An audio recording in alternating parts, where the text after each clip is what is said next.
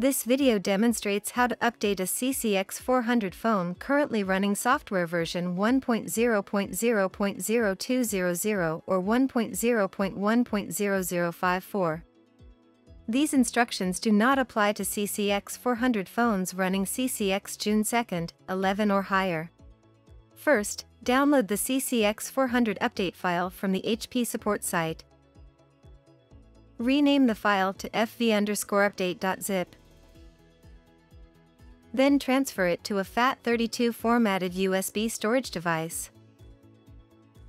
Connect the USB storage device to the CCX400 USB port. At the prompt, verify that the current software version is either 1.0.0.0200 or 1.0.1.0054.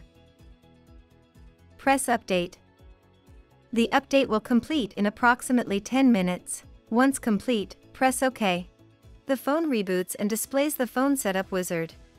Change the administrator password and complete the setup wizard. You may now remove the USB drive. Finally, sign into Teams to use your upgraded phone.